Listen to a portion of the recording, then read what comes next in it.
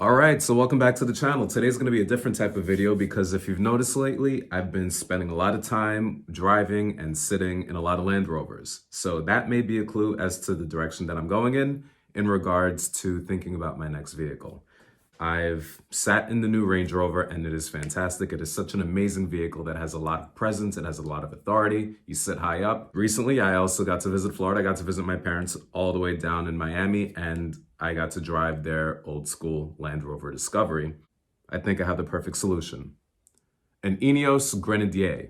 Now that may be a name that you've never heard of, but if you look closely at the Formula One scene, the Mercedes Formula One car driven by Lewis Hamilton last year, it's got the red logo. It says INEOS. That is a small company that is a major sponsor to the Mercedes Formula One racing team. And one of their initial products that they're going to roll out their company is an SUV. And it's not just any SUV, it's a very special SUV. It's everything that I like about the SUV. It's got elements of the old school Land Rover Defender, body on frame construction with a high roofline, kind of like the old Defender, except the Alpine windows don't actually serve as Alpine windows. They're actually grab handles so you can access the roof a little bit more easier.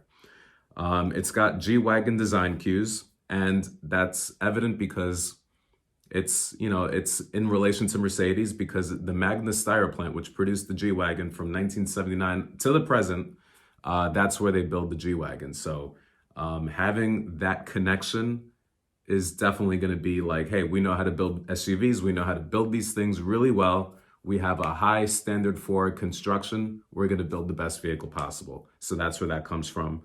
And it's got light FJ cruiser elements from the Toyota. So I see it as being a mix of all three, except I think it's leaning more so towards G-Wagon and Defender, and that's why I like this vehicle a lot. Being that I have been driving an E28 for the last 6 months, 7 months, I am starting to fall in love with the inline 6 BMW power plant that is going to be in the INEOS. So this is a car that sponsors Mercedes-Benz. It's got G-Wagon elements. It's got Land Rover design cues. And it's got BMW. It's like a mix of everything. It's absolutely amazing. And that's why I kind of like it, because it's not exactly one thing. It's an element of many things. And it's a combination of all the things that I like about cars, all packed into one thing. And I think it's going to be exciting because if I'm able to get an allocation for this vehicle by putting a small reserve down for the allocation, I think that's a great thing. So I'm going to try to move in that direction. And I was entertaining the idea of doing the Land Rover Defender with the white roof and the white steel wheels. I was really thinking about that. I almost bought one and traded in my C300.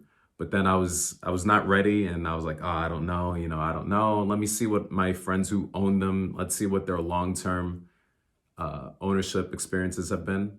And they've particularly taken to the car, and some of them are trading them in because they want to get the V8 Defender. They said that there's been some problems and small things that they've had to go back to the dealer, and I don't have the time for that either.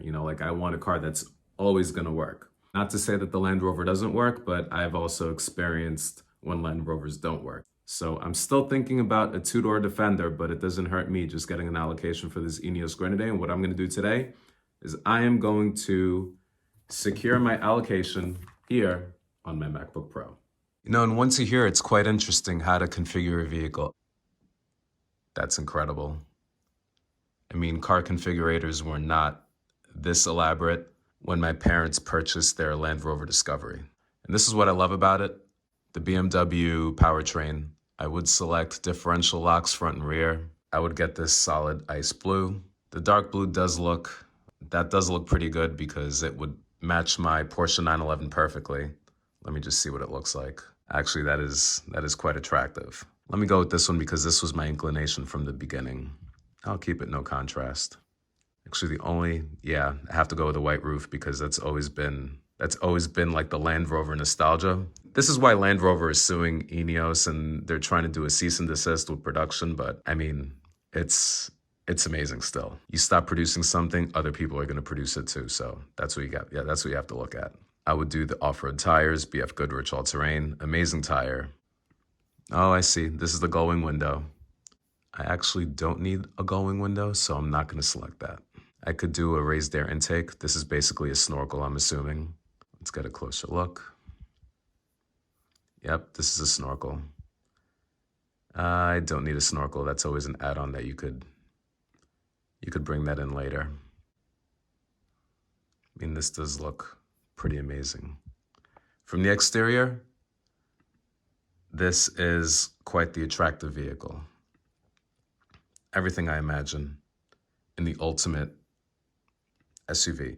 Now, I imagine when they were developing this vehicle, a small group of guys were in a cafe, just like they were with Gordon Murray developing the McLaren F1. They're like, you have an unlimited budget to develop the ultimate road car, the ultimate sports car. And they did.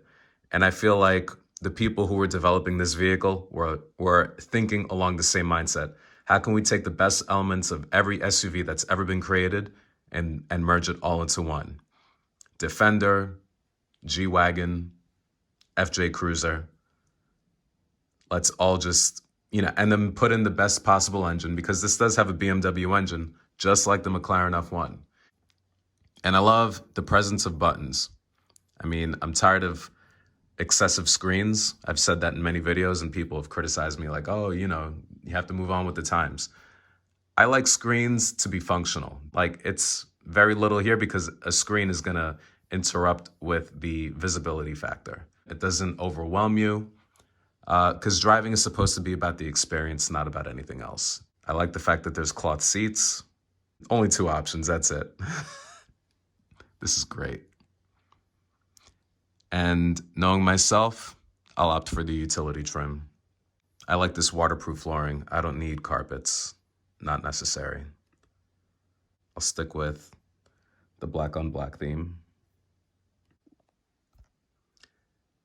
All right, ladies and gentlemen, here it is. The Grenadier has been reserved. Your payment was successful. It was a small payment of $450. It's gonna make sure that I get an allocation when the time is right. So I'm very excited about this process, about being able to secure this amazing off-road vehicle. This is gonna be amazing. All right, yeah, so this is the INEOS Grenadier. I put a $450 deposit on one. I'm excited because, this thing's not coming for a really long time, but I at least want to get my name out there to know that I have a reservation in place for arguably one of the most exciting SUVs that's going to be available in the near future. So that's it from this video. This is this is just me playing on the computer, playing with the configurator. I'll talk to you guys later. Take care and have a great day.